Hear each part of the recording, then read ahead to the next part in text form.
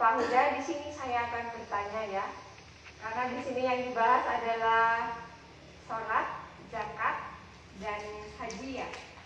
Saya ingin bertanya Pak, apabila seseorang sudah mendapatkan hidayah, yaitu sudah apa istilahnya ya, sudah istiqomah, tapi ketika nanti sudah ada kesibukan dan yang lain-lain, dia lalai kembali Pak. Itu bagaimana Pak solusinya biar tidak futur? Ya, jangan lalai. Caranya? Hah?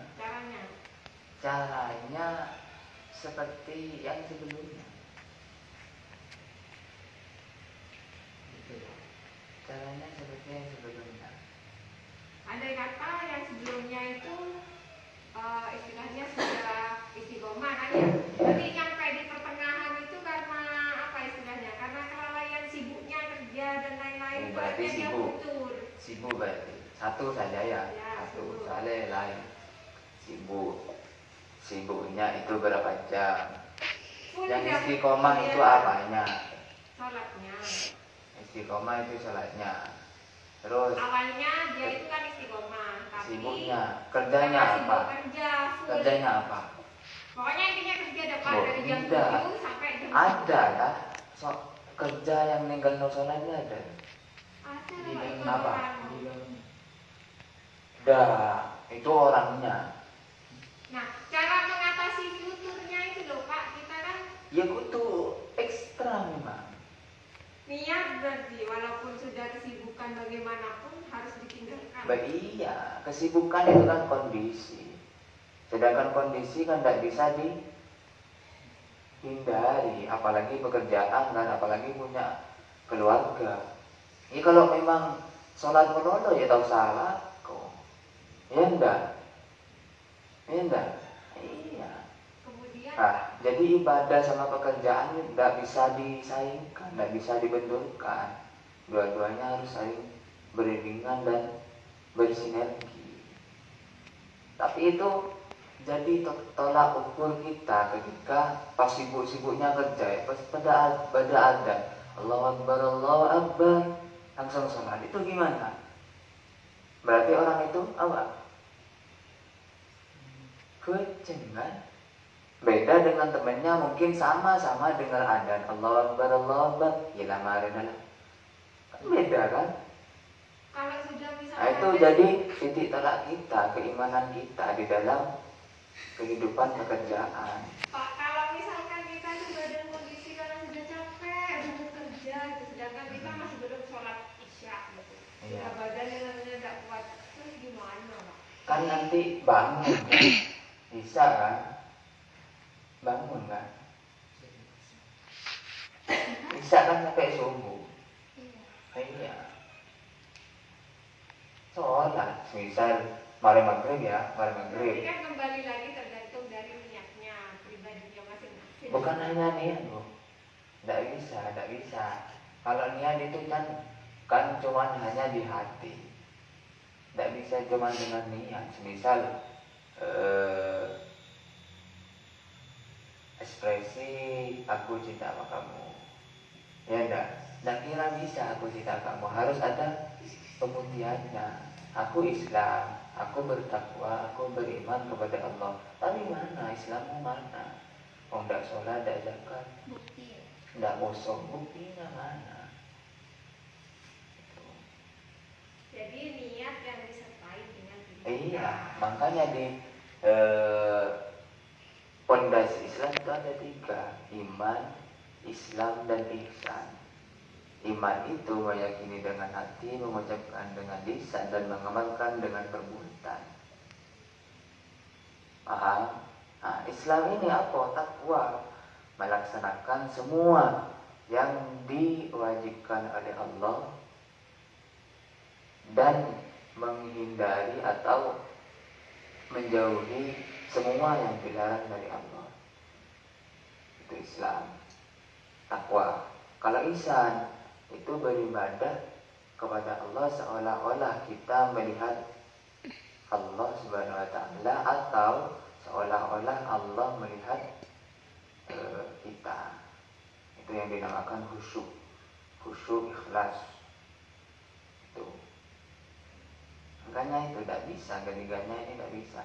Misal dimantau, kalau sholat misal, kalau sholat dimantau, ingat toh, tak gini, tidak melakukan sholat, itu ya salah juga. Karena sholat ada syariatnya, ada tuntunannya kan, bukan cuma diingat, tapi di dalam esensi ingat itu, esensi dalam sholat itu apa? Ya berzikir, mengingat kepada Allah, meluangkan waktu kepada Allah. Apalagi sholat kan. Nah, sholat itu amalan pertama yang akan dihisab sebelum amalan-amalan yang lain.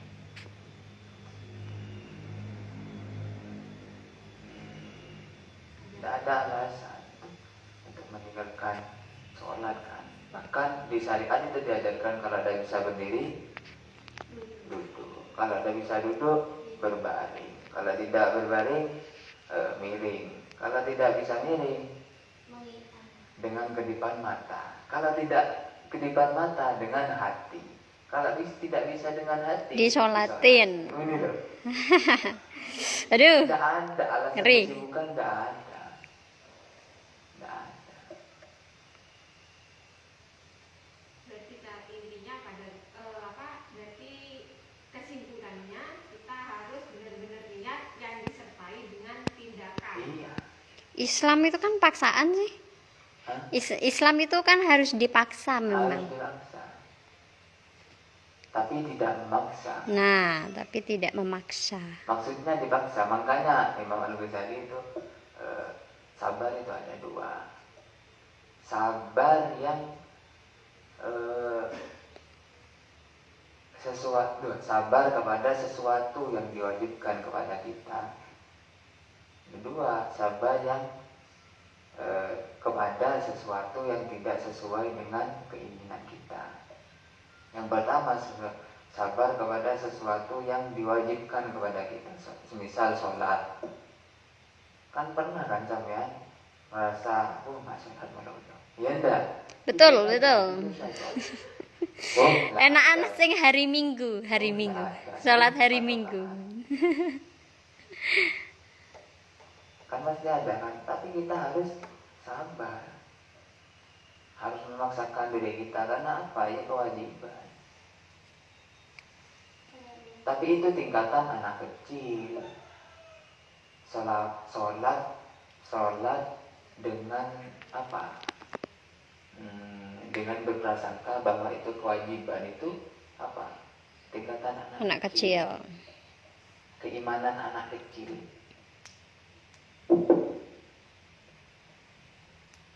Sholat ingin surga, ingin pahala, ada apa-apa, tapi itu kayak anak kecil kan kalau disuruh-suruh kan kasih permen dulu kan, Hadiah. Itu anak kecil. Kalau orang dewasa apa dapat apa-apa, ya karena kewajiban harus dijalankan. Karena kalau orang dewasa sudah pola pikirnya sudah beda. Itu kalau orang dewasa. Kalau sudah orang tua, gimana? Menyadari sudah Tua, sudah waktunya buat ketemu pebanyak sangu. Nah, tapi ini bisa kita lakukan karena ini mindset apa, pola pikir. Kayak arek nom-noman itu bukan alasan apa nyantai-nyantai ibadahnya, ada alasan. Tidak apa-apa, nom-noman itu boceng, tidak apa-apa. Bahkan di hadis lain itu